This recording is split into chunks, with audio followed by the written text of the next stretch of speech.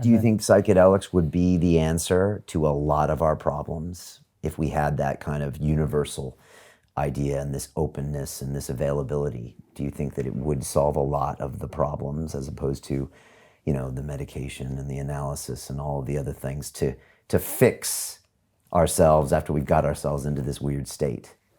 I suppose the potential is there, you know, but it's a major caveat in that it's only the potential. Like, I wouldn't want to be too zealous to say, yes, psychedelics are the answer. Let's all get to, you know, some magic mushrooms as quickly as we can. Or it's that big qualifier that if done right, you know, the potential is there. Is the potential there without psychedelics? I don't know that it is, actually. Because we've, you know, had psychoanalysis for a while and that didn't crack it. Freud thought it would. He thought that neurosis was history because now we know that the unconscious exists. We can't go back. But that's not how it played out. You know? And the drugs haven't done it either. Nah, the drugs, God, no. They're probably perpetuating the problem. This is the antidepressants and SSRIs. Yeah. I think they're bad.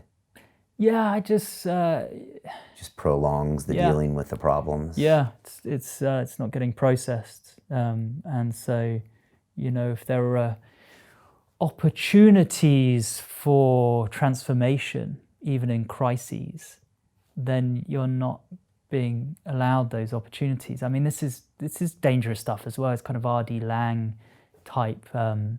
People would see it as anti-psychiatry. Wouldn't really want to go down that route, but there's something to think about here, you know. Plenty of people have written about it and have been thinking about it, you know, the idea of the chemical straitjacket, that maybe if you think that the prospects for you are so bad if you develop schizophrenia, for example, that you just need to be medicated the whole of your life now, you know, are you then just destined then to be a chronically medicated person suffering from schizophrenia for the rest of your life? Or the big question is that if you don't medicate, then people have recurring psychotic episodes that can further stamp in the delusional beliefs. But is that necessarily always going to be the case? Or are these fulcral pivotal mental states where you could think about doing things a little differently? I know that's a dangerous idea, but, you know, given all the backstory that will have contributed to their psychotic break, then it, you know, if you, I mean, this is an ideal, but if you were to have access to that knowledge and were to provide a perfectly nurturing environment, and they were off meds, could something be done? You know, I just think it's worth at least entertaining that on a theoretical level, not to endorse any kind of don't take your meds. Just let's think it through, you know. Should be allowed to think it through, I think. Yeah. So from your perspective, psychedelics are a big possibility for getting us all to the next level. I mean, maybe the only one. Yeah. But what that next level is, you know, I'd be a bit cautious about thinking of, I don't know, it's sort of moving into that sort of Nietzsche kind of space of the Übermensch, you know, the Superman, and of course that can go wrong. So the next level sort of feels like a level above, but I wonder if sort of humans have been sort of after that for so long and going awry when doing it, because it's a kind of, they almost think that it's a kind of ego thing, you know, another level, like a super ego in a way. And for me, it's like, I'm not sure that's it. It's almost like, I don't know, or I was going to say giving up, or not giving up, because that sounds too sort of negative, but you almost kind of default back or something. It's about kind of going back would be the next level, I think. To who we used to be.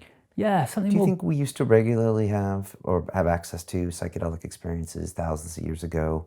When we've heard the stories that, the mushrooms are depicted in the Christmas ornaments, and we heard ayahuascas for thousands of years. But Yeah. do you think we used to have access to that? I think we embodied a state that was quite psychedelic thousands of years ago. I think we lived with a quality of consciousness that was closer to what it is like now when we take a psychedelic.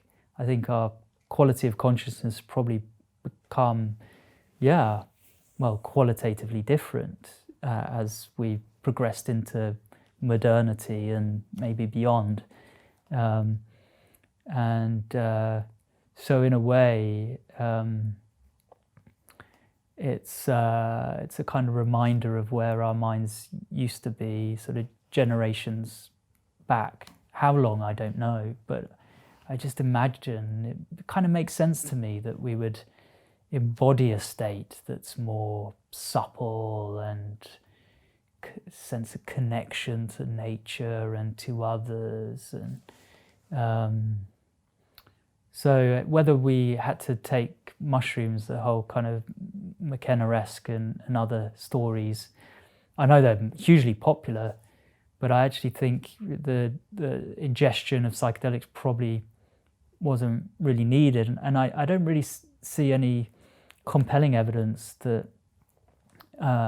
it played a role. That's very seductive to a modern mind where we are right now, that these wonderful things, catalyzed human consciousness as we know it. The stoned ape theory and all that. Yeah, but I've just never seen the logic there, other than it's a kind of fun idea. Yeah.